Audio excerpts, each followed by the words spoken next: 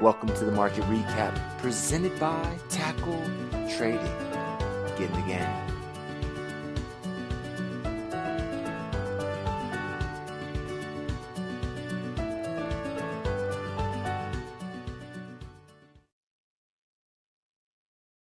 Good afternoon, Tackle Traders, and hello, YouTube.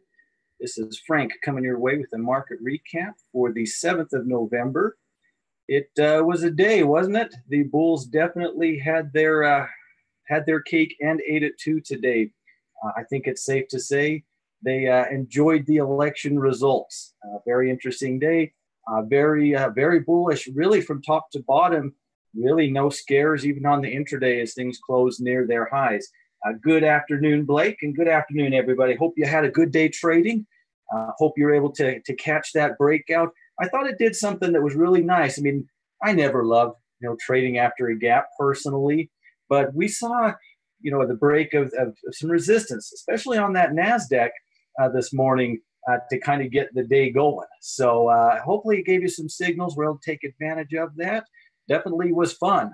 So taking a look ahead before we see what happened today, pretty heavy day for earnings tomorrow. For it being this late, usually by the time October's over, I'm done thinking about earnings, at least I want to be. But there's actually almost 30 S&P companies reporting earnings before tomorrow's open. You got 17 tonight, including Qualcomm. You have about a dozen or so tomorrow as well. So there's still some earnings out on the table. Disney is tomorrow, I believe, after the close. So still always a fun one with Disney. But yeah, still in the middle of earnings season, even though it doesn't. Well, I guess not in the middle. We're still in earnings season, even though it doesn't feel like it to me, especially today. So taking a look at our overall market. And good evening, Ed, and good evening, Seth. Good to see you guys as always. Taking a look at the market. Of course, as we got into the futures market, as the day, really didn't go too crazy. I mean, there was some volatility, but really once we got close to the open, things definitely popped. S&P breaking above the 200-day moving average. Was certainly a sign of strength, just one thing, but certainly was a good start to the day. As you can kind of see, as I'm sure you already know, I mean, we basically ran straight up to our resistance level. I mean, we went from last week talking about bearish retracements to today talking about a breakout. So it certainly has been an interesting run in the market lately, closing right at that resistance level. It makes sense. Certainly a great place to take profits after a day like today, I would imagine. A lot of people felt, let's see how it behaves. All of a sudden, we've gone from extended to the downside to not super extended, but we're up there on the upside right now. Let's see how we react. I do think, from a broad perspective, we can continue to buy through that. We do want to keep an eye on that 50 on the S&P. Not that I'm thinking it's necessarily a brick wall, but I'm always going to respect the falling 50-day moving average. But man, it just all day long and just closes up at the high. The Dow closed, or the NASDAQ, this is the one that I like the most. I don't know about you guys, but this is the one that got me to trust stuff this morning. I'm not a very trusting trader by any means. But of course, we talked yesterday about, how nice it was how the NASDAQ had set up in the form of setting up that higher low, and that we clearly knowing where resistance is, where at least theoretically speaking, bears should have their exit points in place, opening right above that, right above the 200, very clean and easy break, in my personal opinion at least. This was the one that got me on board. We have a little more room to run with these guys than we do on the S&P before we start running into challenges.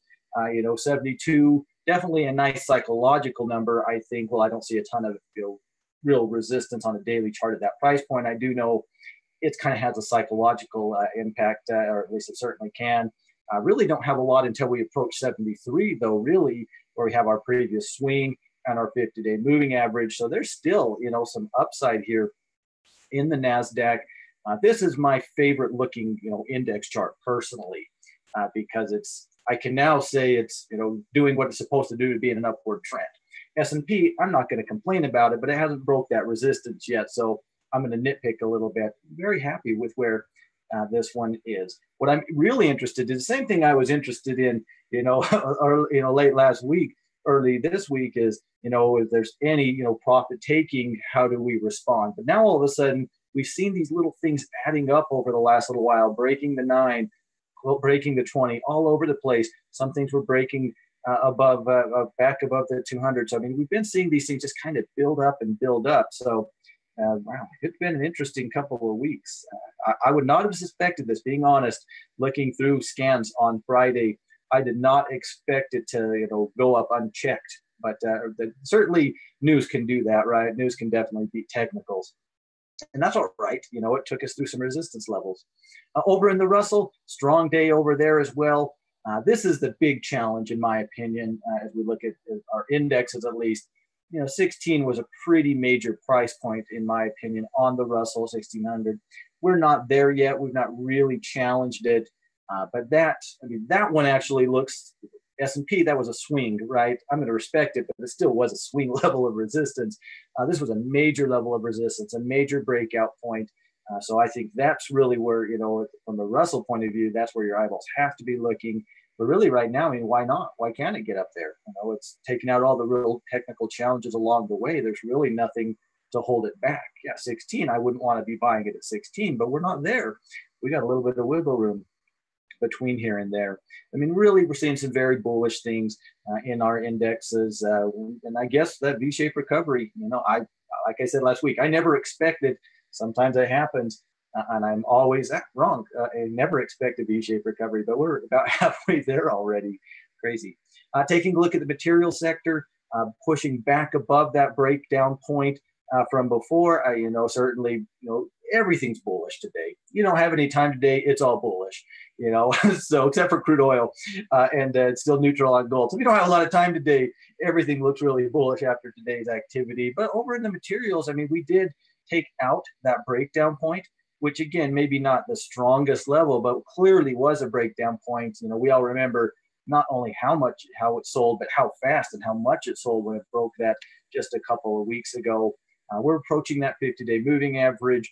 These guys just live in a continual world of being extended one way or another, in my mind at least. So we'd have some challenges in the not too distant future in materials, but I mean, a ton of momentum. We're now seeing rising 9s, and that 20 is really starting to turn around in a lot of areas. And that's going to be a fairly recurring theme as we see. Over in the energy department, was able to break back through what I would at least consider the top of that trading range, closing back above it, doing us, I think, a pretty good favor in the way today's candlestick developed. If it wants to run, and I don't see any reason why it can't work up into that 72 range, really, to be honest. But if we fail, we take out intraday low, we find our way right back into this old trading range, probably breaking the 9 EMA by that point. So I think we'll be able to get a read on this if it's going to turn on us, I guess is my point. If we break that low point today, fall back into that range, I'm going to say it's time to take profits on energy stocks personally. But I'm not necessarily expecting that. And as long as we kind of hold that old break point, I can't see why, again, there's really no reason. There's room. There's no great reason why it can't continue to run. And a lot of times when there's no reason for it to do something, it doesn't do it, right? If there's no reason to sell, why sell, especially if we can keep that momentum, broadly speaking. Been crazy how great we've seen those energy stocks as we've watched crude just get beat up day in and day out. So financials, another strong. These guys were one of those early areas that we saw, at least I was thinking, kind of showing me some life.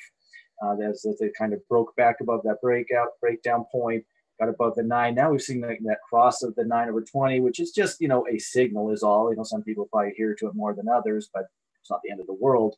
But we're now, I think you're bullish on the financials, to be honest with you. I think you probably are waiting for a pullback if you're not there right now.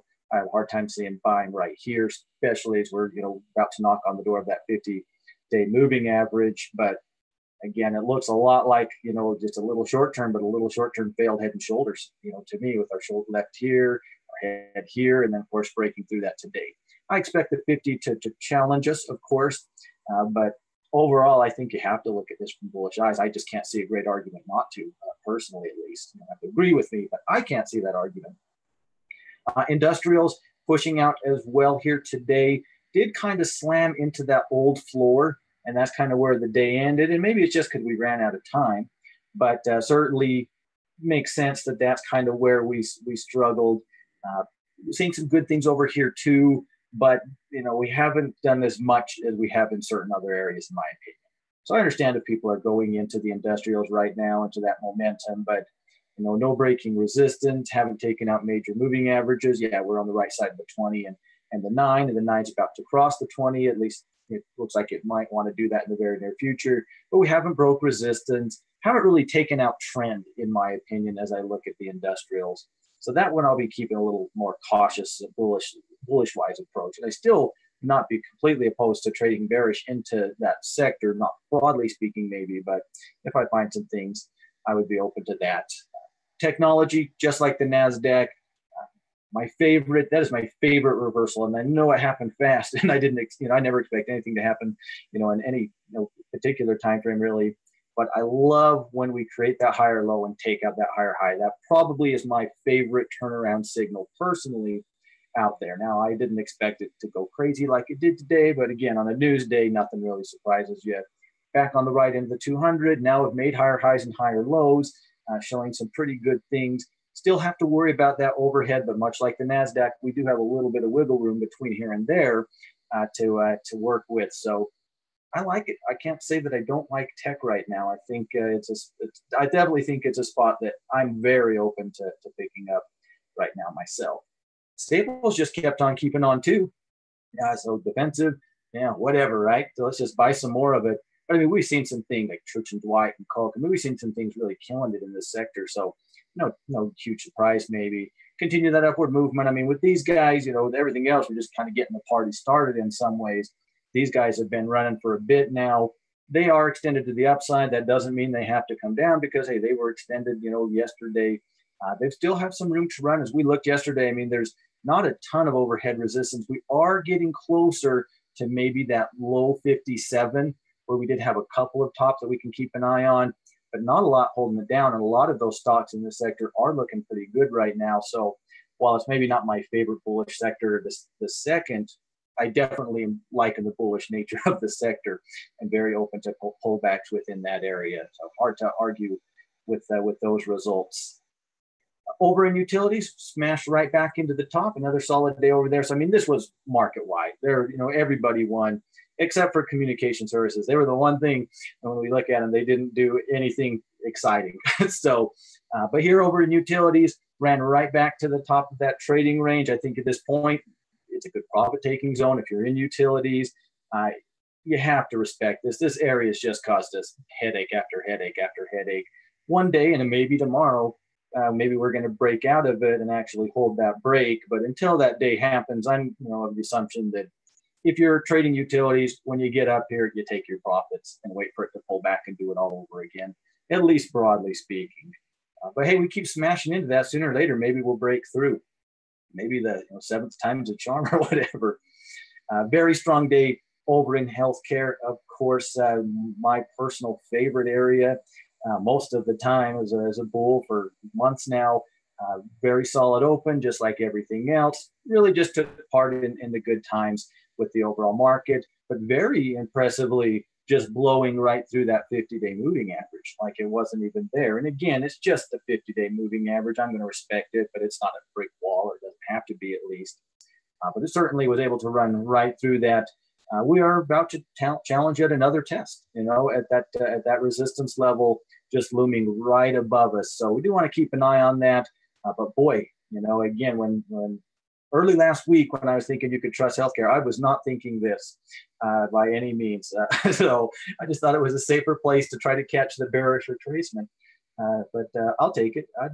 I'll take some luck on my side if that's what we want to call it. Over in the real discretionary, there we go.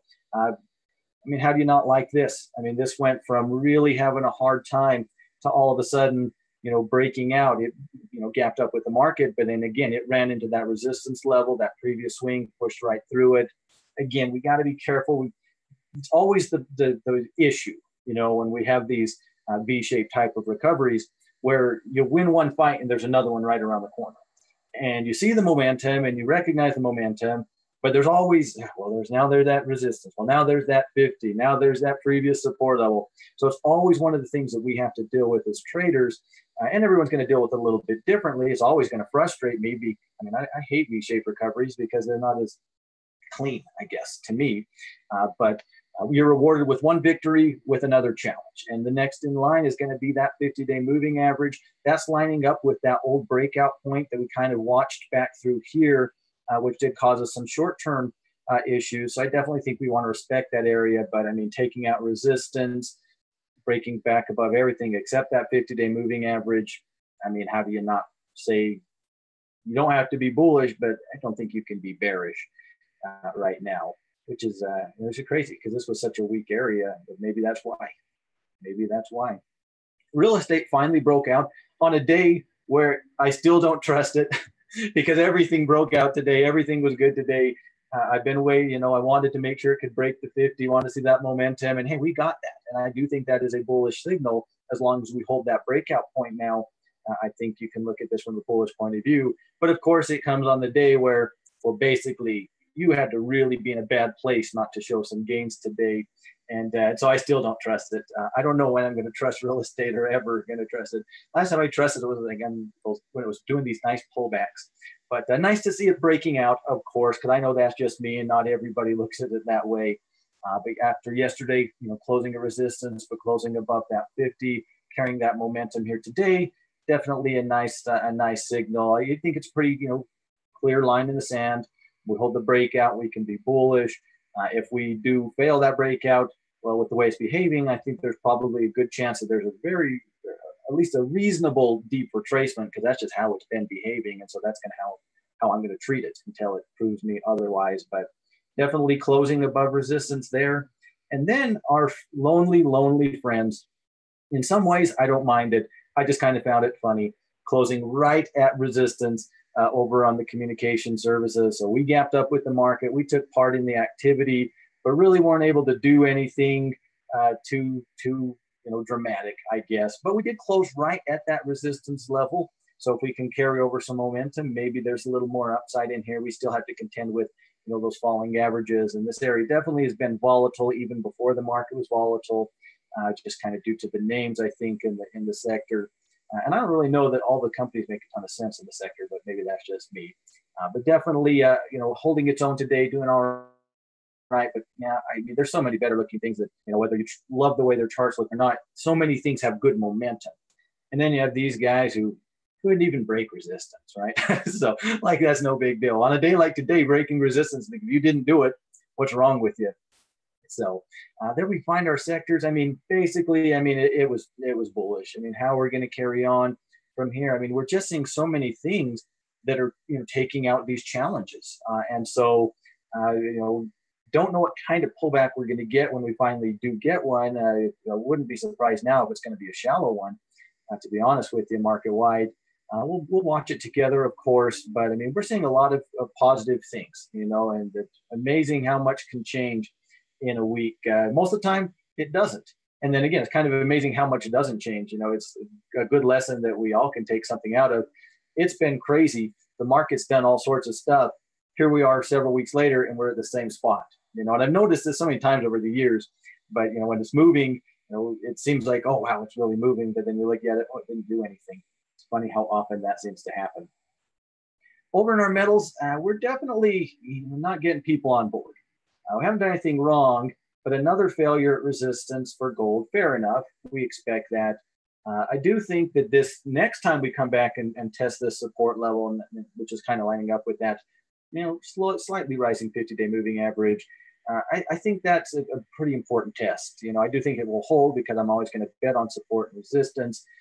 But now I have to be thinking, if I'm thinking ahead, if we come back and break the support level, and look like a double top, and really no reason not for it to slip all the way back down here. And then again, that's not what I'm expecting to happen.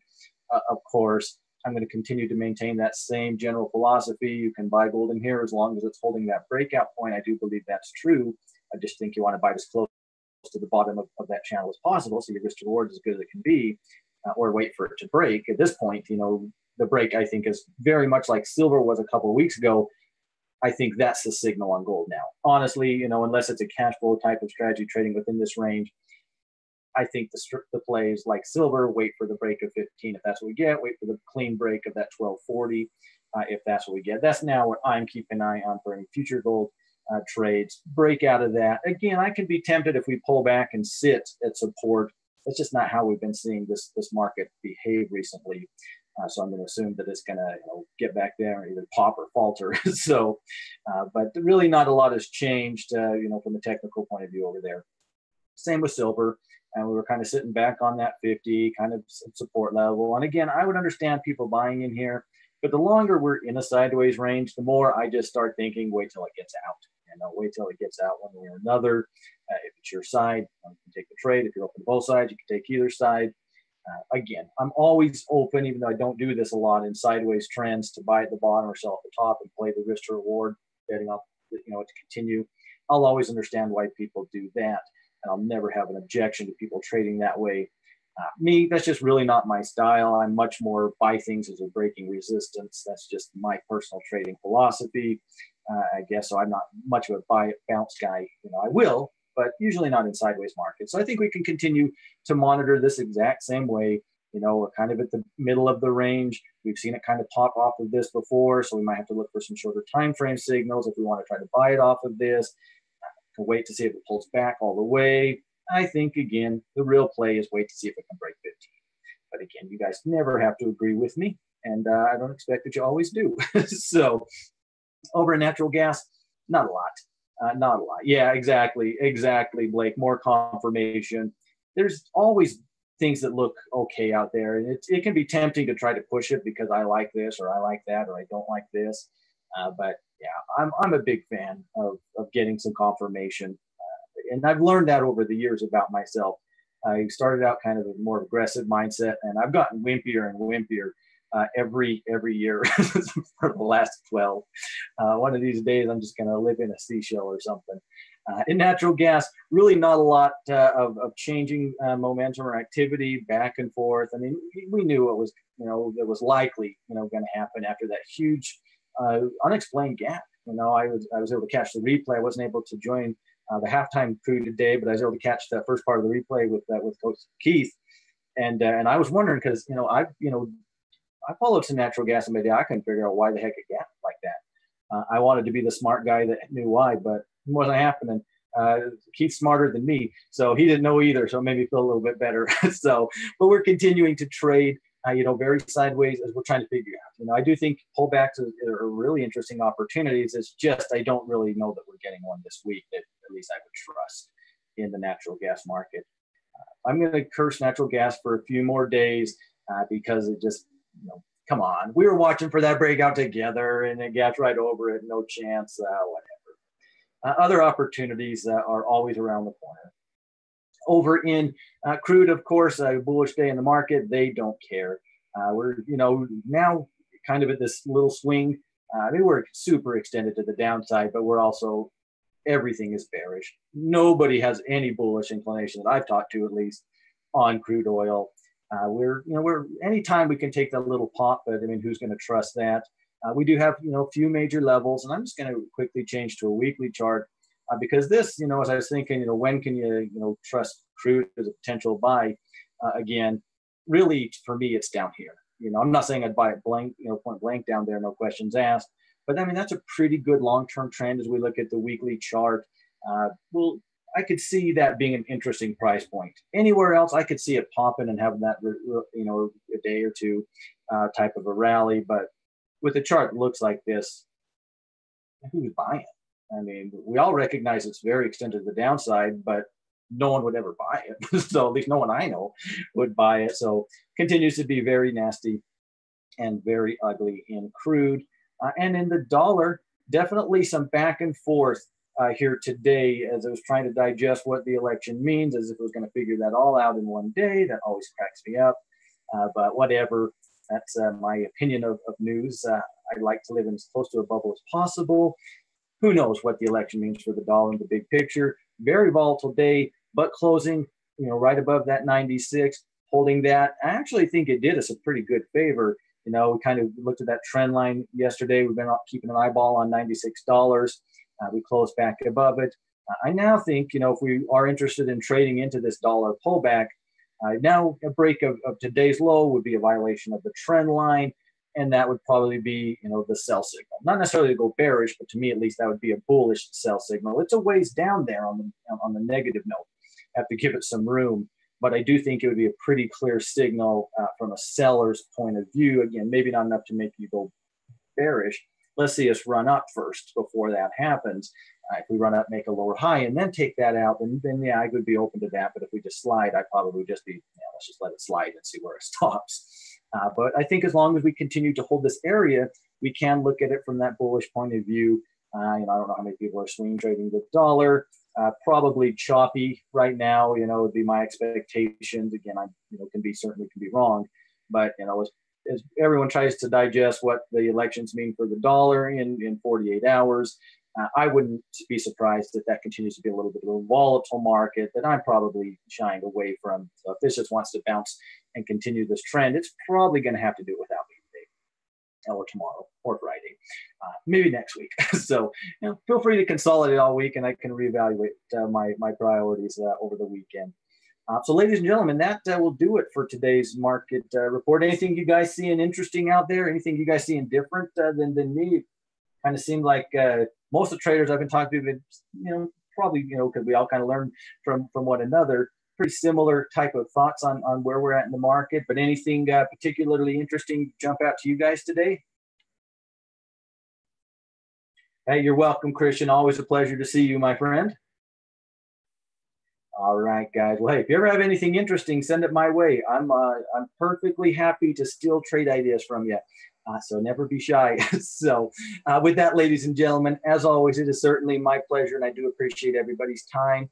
Be sure to subscribe to the channel or hit the notification bell if you haven't already, so you can always be alerted to any new videos that we're doing over here. Be sure to follow us over at Tackle Trading on Twitter as well. If you enjoyed the market recap, it's always helpful and appreciated. If you do, give it a thumbs up to let us know we're on the right track. With that, yeah, I didn't either, Blake. I didn't know what to expect. I just expected to go with the flow. And it did us a big favor by breaking through some resistance levels. It made it kind of easy, in my opinion. Yeah, Cody, it will. Because of the break. The NASDAQ in particular is what got me comfortable buying into the market today. If it just would have gapped up and into no man's land, I probably would have just watched it and waved or whatever. But it was nice of it to do that. And yeah, and as Cody said, it'll be interesting to see if we can actually get any follow through tomorrow. But even if we see some selling, now all of a sudden, I wouldn't be surprised if some profit taking happens in the very near future. But now all of a sudden, I think a lot of these areas we can look at as a pullback opportunity. So all right, go ahead and happen. So. All right, ladies and gentlemen. Well, thank you so much for your time. Get out of here. Happy trading, and I will see you all in the next one.